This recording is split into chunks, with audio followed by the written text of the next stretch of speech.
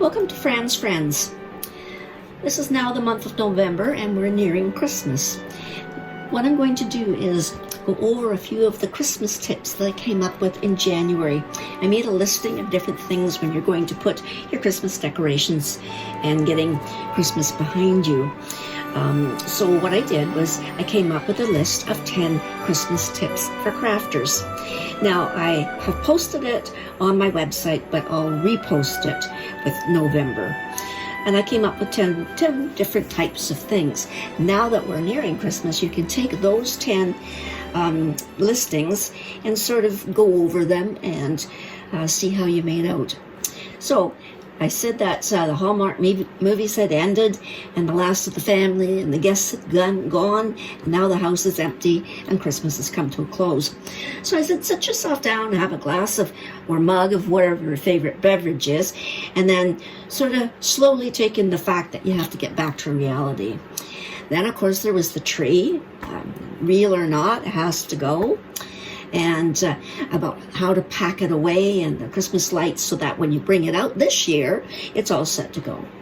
I talked about ornaments, about fixing broken ornaments and putting them away, gluing bits and pieces onto them, and because Christmas Eve, it's not fun if you have to repair something.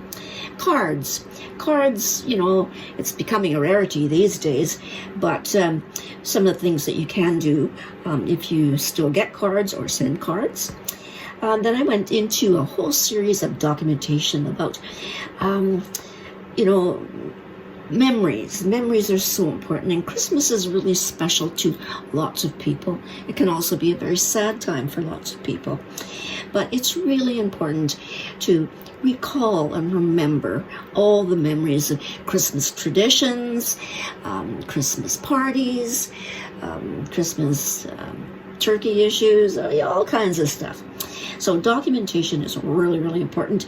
And I talked about computer filing, posting on a USB what Christmas was all about, and all the oldies, with our scrapbooking of Christmas. We talked about recycling, the Christmas stuff, from the food that you eat and getting it into a craft bin. We talked about recycling Christmas broken bits and pieces of, things you have around the house to make them into Christmas ornaments. And before starting anything new, get the crafting projects that you've started finished up for the next year. So now that all last year's were finished, now you can start on all the ones you want to do for this year. And then, of course, replenishing your Christmas crafts. And try and get out early this year because you don't want to be really doing a lot of shopping in November and December. You want to be home working on your crafts. And then, of course, making your crafting list for Christmas a really big dream. So that's what I came up with last year. So what I'm going to do is I'm going to do a series of videos on some of these topics. And the first one I'm going to do is one on documentation of memories. So let's get started. Now, my husband and I were married in 1978. When you're young, you don't think much about Christmas other than going to your parents for dinner and not having to do the dishes. Then, as time goes by, you're busy with your careers, your work, say school, and you don't really ever think much about Christmas at all until it gets there, and then you have to worry about going out and buying gifts, etc. So we did keep pictures. Of course, you always get pictures at Christmas. So what we did is one thing I did do very earlier on, just after we got married, was to date anything that I got. For instance, if I got some cards, I'd put a date on them. And then because I was busy and didn't have much time, I'd throw all those into a tote. So over the years, that's what I did. And never could, sit down and really look at them or, because you're far too busy. So then in 1983, my son came along, my Cameron, and I found it really important to document absolutely everything that he did over Christmas as well as all throughout the year. And with only one child, you tend to, everything he writes, everything he draws a picture of, everything he makes, you keep. So back then I started And I thought, okay, I would date everything, put it in a tote, like his first Christmas and all these types of things, but never had really much time to do anything with them. And then when I retired, I decided I'm going to go back and I'm going to relive all these memories. So what I did was I went to Staples and I bought some portfolios, a nice white portfolio, and then I bought sort of the paper that you use for certificates. And I started back in 1983, Cameron's first Christmas, and I pulled out all the cards and all the things that I'd thrown into a tote, and I put them together into a series. Like, as an example, I did have a few pictures of 1982, before Cameron was born, of Christmas, our last Christmas without him. And then the next Christmas, of course, I started to even document absolutely everything he got for Christmas, from his nana and his grandpa, his grandmother, his great-grandmother, my sister, my brother, all his aunts and uncles, so that everything was documented to exactly what he got. Of course, also pictures of his first Christmas tree with all the gifts underneath. Then also, Christmas, his very first Christmas cards, whole listing of all the different cards that he got. So this was the introduction of what I wanted to do to provide a memory of when my son was born. What I also did is I took business cards and I put his name on it, his first Christmas, his age, the date, and went from there. So from then on, each year, I did one every year until 1995. So it was quite a long period of time. Here's one for 1984. And again, like here he was in a little sailor suit. So all these are special memories of his second Christmas. And it was very special to look at the pictures and to remember what it was like when he was a baby and little. So right up to 1996 was the very last one, I believe, that we did. So this one, just goes into all of the different things of family. We had our little Daxie puppy at that point, and these are all the pictures in 1996 that Cameron drew for our Daxie Zeke. So they're all special, really special things. Things that we did was one of our traditions was going to the pantomime every year. So I would put a copy of the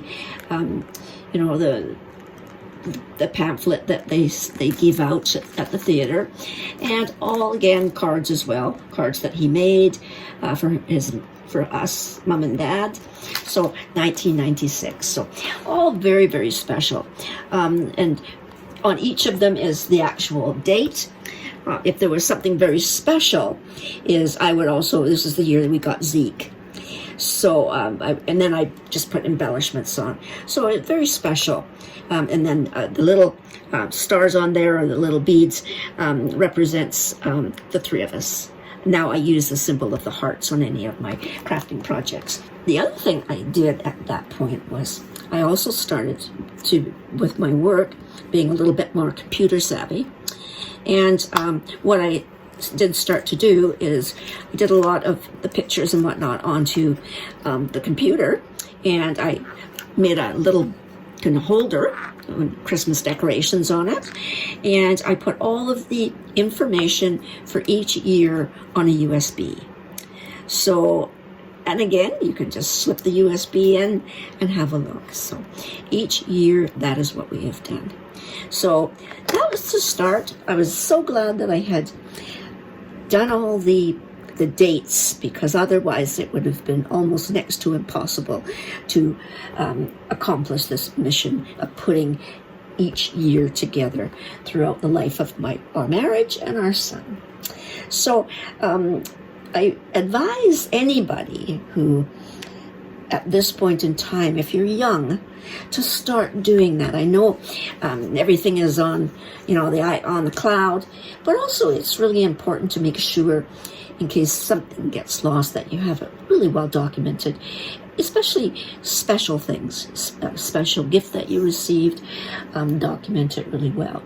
So that's the start of how I proceeded to go through the documentation of the memories. Life became extremely busy, and of course things happen, and things take priority over other things.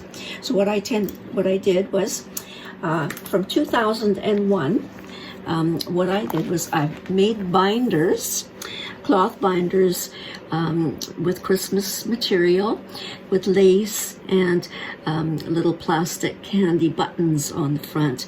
And I did one particularly for cards, one for pictures of toys that I had made.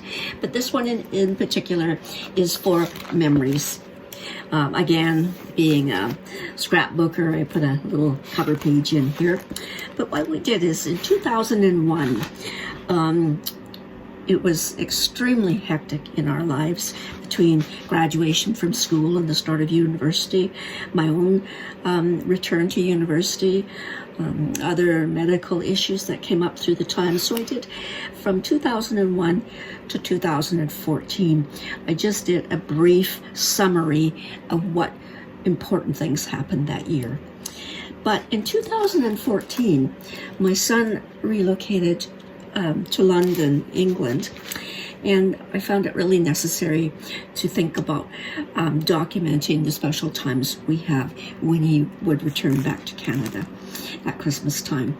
So from 2014 to 2015, we started each year, I would document the time that he arrived home to the time of his departure, even to the point of what movies we went to, what we did for dinner, where we went to visit people, etc. So each year, from that point on, I did sort of a collage or a review of what we had transpired over those holidays.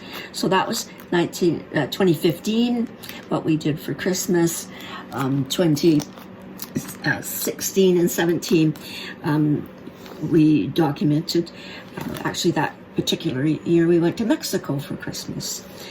So that was documented as to what things we did. In 18, same thing. In 19, sort of a summary. And I also utilized the Chinese, this was the year of the pig, in 2019. And then when we did travel, I would insert pictures of some of our travels, because from 2001 to 2016, we did travel extensively. Also, even things that we did as projects in the home. So it gave a really good review of how the year progressed in each of those years. In 2020, things that happened, the yard work that we did, the holidays that we had, and of course then, again, the bubble burst in with COVID in 2020, and then we went further on.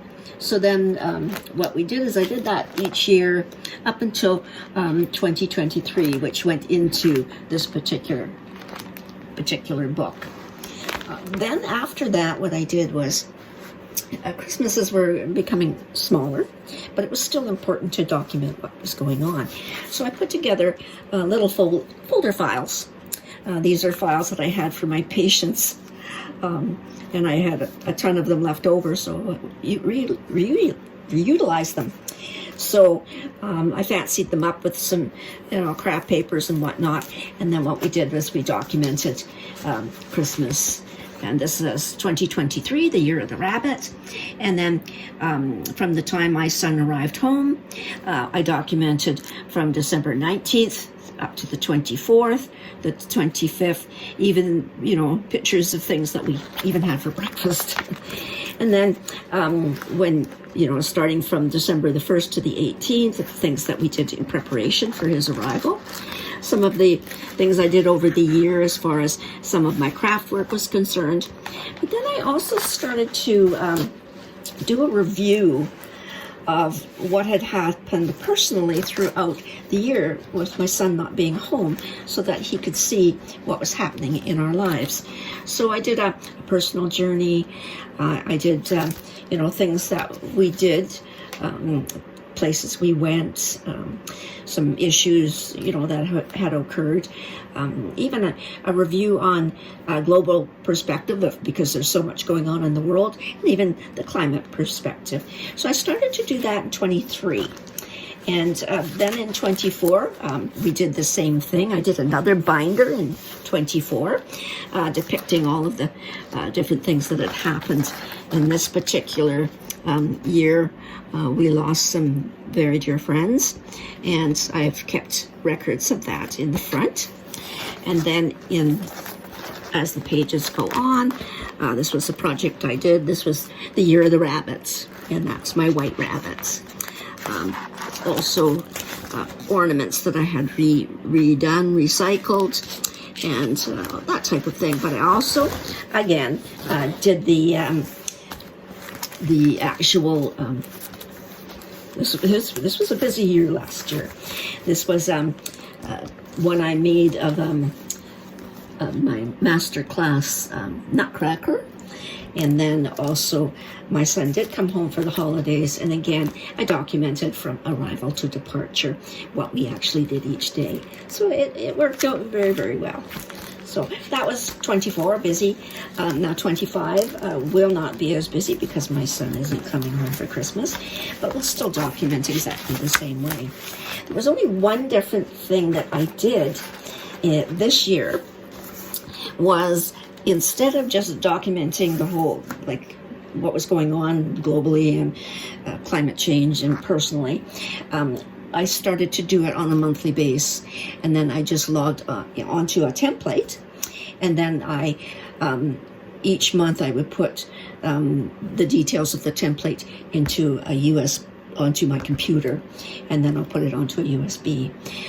So each month from January to this month and then next month. So I've already set up the actual little folder for 2025. So that's how I'm, recalling and making memories, because the older we get, the more forgetful we get. And it's really kind of nice to look back at this information and say, oh, that's when that happened, because it's amazing how quickly time goes by. So that's part 2. I'll do another one, a part on how I've utilized binders for cards, Christmas cards. I've got one that's a vintage Christmas, so I've kind of tried to cover the entire gamut. Lots of ones with just pictures in them. I did one with all of the toys that I've actually, when Cameron was born, up to a certain age, his major gift was always made. So I've got pictures of all of those particular gifts in a binder. So it's all detailed, and my father had made me a toy box when I was a little girl, and I recovered it, and this is where all this information is stored. So I do hope this helps for people that really want to make sure that they've documented what's happening in their Christmas memories. So thanks. This is part 3 of Memories of Christmas and how to store them. So as the last video, I showed you that I had made binders covered with Christmas fabric.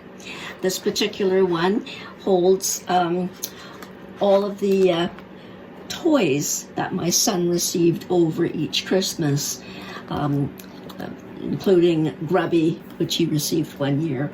So all of the toys that he received throughout the years are in this particular binder.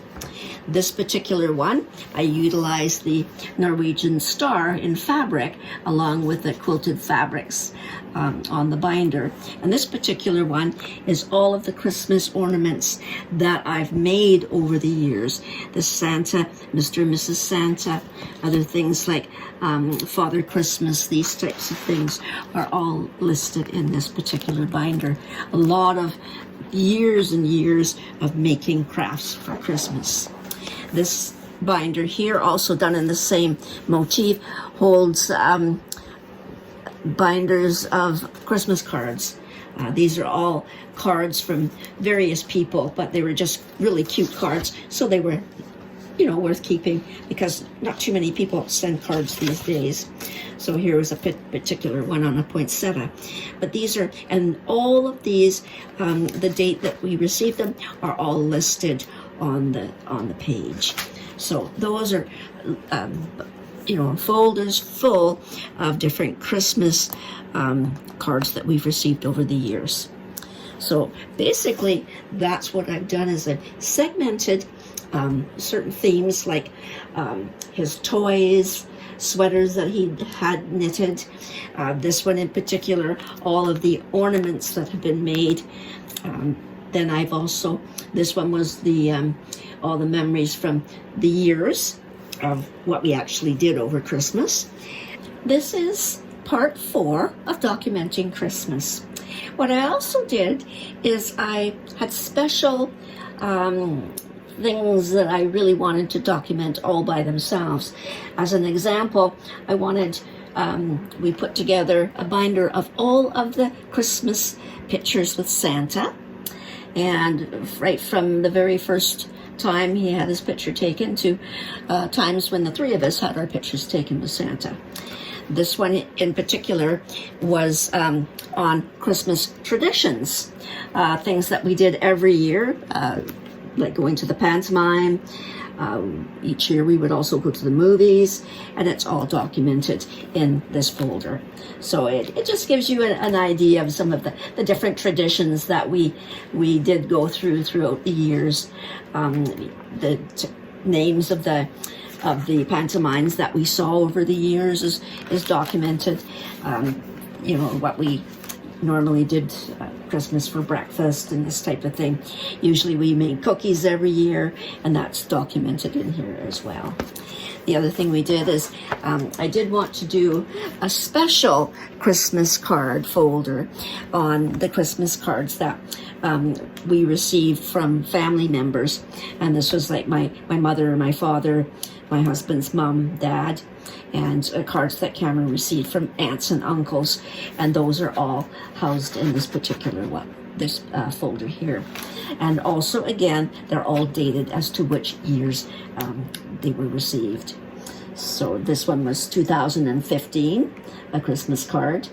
And that's a special memory because these were all given by family members. I also did one on what we call vintage Christmas. And this goes back to about 1958 or 50, about 55. And it documents family pictures of my childhood, my husband's childhood, and up to just before we were married. And that's all documented in here. And it's pictures of Christmases, what we received for Christmas, that type of thing. So again, that's a special folder for the 2 of us. And then what I also did was, as I mentioned, from about 2001 to about 2000 and basically almost 19, we did extensively travel. So I wanted to document our travel in years, chronological years. So I did a folder on the trips that had been made right up to 2019. So that's all. And then also pictures of some of the places that we had been to. And so that's a special one for us as well. So that's basically, in essence, the 4 parts that I wanted to show you of how I document over the years to keep those memories alive and vivid, because as I did mention, we do tend to forget. And it's a nice way to do it, and it's all stored, and it gives me the opportunity to pull a binder out or a folder out and just go through and relive those memories again. So thanks for watching. And